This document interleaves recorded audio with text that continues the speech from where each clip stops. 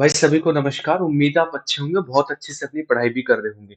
ऐसे स्टूडेंट जिन्हें लगता है कि हमारा एनटीपीसी ग्रेजुएट लेवल का पेपर अच्छा नहीं गया, या फिर अंडर ग्रेजुएट लेवल का पेपर अच्छा नहीं गया, या फिर जिन्हें लगता है कि इनका तो रिजल्ट आने में टाइम लगेगा, हमें एक नौकरी चाहिए ही चाहिए, तो उनके लिए भी ग्रुप डी एक अच्छा मौका है।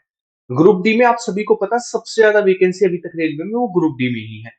अगर आप ये मानकर चलोगे कि इस साल पेपर नहीं होगा, 3 साल नहीं होगा, 2 साल नहीं होगा, अभी तो कोर्ट का रिजल्ट नहीं आया, तो आप यकीन मानिएगा आप अपनी तैयारी को बेकार कर रहे हो और उस भीड़ से अलग होते जा रहे हो जो तैयारी को लास्ट 20 दिन, 25 दिन, 30 दिन मानकर चल रही है। उससे आप अलग होते जा रहे हो। आप इस चैनल पर नए हो तो उसे सब्सक्राइब कर लेना, क्योंकि यहाँ पर हर तरीके का कंटेंट आपको ग्रुप डी के लिए, एनटीपीसी के लिए, वनडे एग्जाम के लिए देखने को मिलता है। साथ के साथ आपको टेलीग्राम पर मैंने नोट्स भी डाल रखे हैं, जिसकी लिंक आपको कमेंट बॉक्स में मिलेगी। वहां से एक बार अपने नोट्स वगैरह को देखकर रिवीजन करते रहिएगा क्वेश्चन का। अगर मैं बात करूं किसको लेकर, देखिए ग्रुप डी एग्जाम को लेकर आप सभी को पता है ग्रुप डी एग्जाम अभी कैट में फंसा हुआ है, कैट का फैसला आना बाकी है। लेकिन एक चीज कंफर्म है, जिस दिन कैट का फैसला आएगा उस दिन स्टे भी हटेगा और एग्जाम डेट भी आ जाएगी। और आपने देखा होगा रेलवे के एग्जाम डेट आने और एग्जाम होने में ना के बराबर दिनों का अंतर होता है। मतलब 30 दिन, 25 दिन, 20 दिन का अंतर होता है, और 30 दिन, 20 दिन, 25 दिन में आप यूट्यूब पर भ्रम में ही निकाल देते हो कि भाई क्या पढ़े, कहां से पढ़े, इसकी मैराथन, उसकी मैराथन। लेकिन अभी आपके हाथ में टाइम है और इतनी बड़ी भीड़ में से एक नौकरी निकालने का एक बेहतरीन मौका आपके पास है। इन्हें 45 दिन मानकर ही तैयारी करो, किसी भ्रम में मत रहो। एग्जाम डेट जिस दिन आ गई तो 20 दिन भी आपको नहीं मिलेंगे खींच के। तो एक चीज समझिएगा, आज हम इसी चीज को लेकर डिस्कस करेंगे। कभी भी एग्जाम डेट आ सकती है, रीजन क्या है चीजों को समझिएगा। अगर मैं बात करूं किसको लेकर, RRB NTPC under graduate exam को लेकर, तो अंडर ग्रेजुएट एग्जाम जो है हमारा पास वो 7 अगस्त से लेकर 9 सितंबर तक है, यानी 9 सितंबर को खत्म हो जाएंगे। आइसोलेटेड कैटेगरी वाला जो एग्जाम है वो 10, 11 और 12 सितंबर का है, ये भी खत्म है। डी ट्रिपल एस बी के पेपर 6 से लेकर 15 सितंबर तक है, ये भी हमारे पास इसी में हो रहे हैं जिसमें रेलवे कराता है एग्जाम, उसी जोन में हो रहे हैं। तो इसका मतलब ये भी हमारे पास खत्म हो जाएंगे। एसबीआई क्लर्क के जो एग्जाम है वो 20 से लेकर 28 सितंबर तक है, ये भी उन्हीं सेंटर्स पर हो रहे हैं जिन सेंटर पर रेलवे एग्जाम कराता है।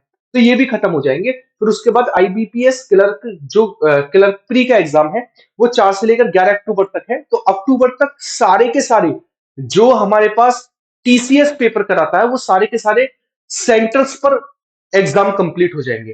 फिर एग्जाम कंप्लीट हो जाएंगे और आपका भी निर्णय भी आना बाकी है। तो आप ये मानकर चलिएगा, देखिए अक्टूबर से पहले तो शायद ही एग्जाम डेट आए, है ना, मतलब एग्जाम हो, और अक्टूबर में सारे के सारे पेपर भी खत्म है।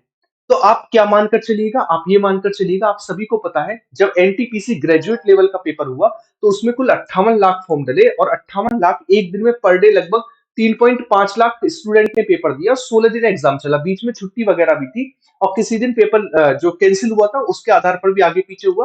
तो लगभग 16 दिन ही एग्जाम चला। उसी तरीके से अंडर ग्रेजुएट में लगभग 63 लाख बच्चों ने फॉर्म डाला, 3.5 लाख बच्चों ने पर डे एग्जाम दिया, और 19 दिन ये लगभग लगभग पेपर चला। उसी तरीके से बात करें ग्रुप डी को लेकर, तो इसमें लगभग लगभग 1 करोड़ फॉर्म है। और इसी आधार पर हम देखें तो इसमें अगर 3 साढ़े 3 लाख बच्चे पर डे एग्जाम देंगे, 3.5 4 लाख, तो लगभग 33 दिन एग्जाम चलेगा।